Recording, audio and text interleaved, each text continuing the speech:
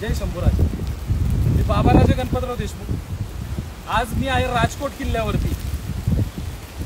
हेच ते स्मारक होतं छत्रपती शिवाजी महाराजांचं.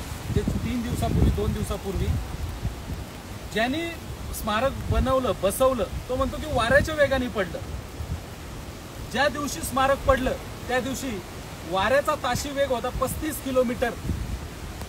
या कोकणाची एक खासियत आहे. हा सिंधुदुर्ग जिल्हा, या सिंधुदुर्गामध्ये हा राजकोट किल्ला, इथे पुढे समुद्र.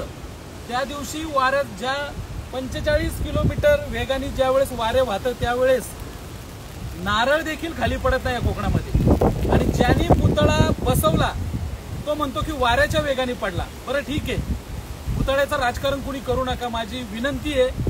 कारण आता 10 मिनिटापूर्वी बघितलं प्रचंड हाणामारी, नेत्यांमध्ये एकामेकाच्या विरोधात घोषणा देणं, नेत्यांना एकमेकांना ओरडणं, त्यांना चिडवणं आणि त्यांच्यात भांडणं. 4-5 पोलिसांची डोकी फुटली. इथं माझ्या डोळ्यांनी मी बघितली. महाराजांच्या स्मारकाचा विषय लांबच राहिला, इथं फक्त आणि फक्त राजकारण चालू झालं. महाराजांचा पुतळा इतकं सुंदर की तो कधी लोक म्हणतात सिंधुदुर्ग जिल्ह्याची किंवा बाहेरून येणारे लोक की तो पुतळा कधी महाराजांचा आहे असं वाटलंच नाही. मी तुम्हाला दाखवतो. इथे पुढे आहे सिंधुदुर्ग किल्ला. हा किल्ला छत्रपती शिवाजी महाराजांनी 400 वर्षापूर्वी बांधून घेतला. या किल्ल्यानी शेकडो वर्ष झाली हा किल्ला प्रचंड आणि भयंकर अशा सुनामी झेलतोय. रोज खारं पाणी झेलतोय, खारं वारं झेलतोय. आजही या किल्ल्याची एक दगड, एक वीट किंवा त्या किल्ल्याला कुठं भोग पडेल असा प्रकार आजपर्यंत झाला नाहीये. या कोकणाची खासियत प्रचंड असा पाऊस इथं पडत असतो. या किल्ल्याला 400 वर्ष आली, काहीच झालं नाही. पण हे काल बनवलेलं स्मारक, जे स्मारक छत्रपती शिवाजी महाराज त्या आरमाराच्या खातीर ते बनवलं होतं, त्या दिवसाच्या खातीर ते बनवलं होतं, ते पडलेलं आहे. आणि त्या स्मारकाच्या तिथं वाईट एका गोष्टीचं वाटतं की नेत्यांना राजकारण करू नका. आम्हाला काही एक घेणं देणं नाही त्या गोष्टीचं. आज इथं राजकारण होतंय, इथं प्रचंड अशी भांडणं होत आहेत, मारामाऱ्या होत आहेत, नेत्यांमध्ये वाद चालू आहे. अरे वाद घालू नका ना. अरे ज्या छत्रपती शिवाजी महाराजांमुळे आपण हिंदू राहिलो ना, त्या तरी गोष्टीचं जरा तारतम्य बाळगा तुम्ही. आणि शिवभक्त एकही नाहीये इथं फक्त राजकारणी लोक आहे. मी बघितलं एक पण ना सिंधुदुर्ग जिल्ह्याचा शिवसैनिक ना महाराष्ट्रातला कुठला.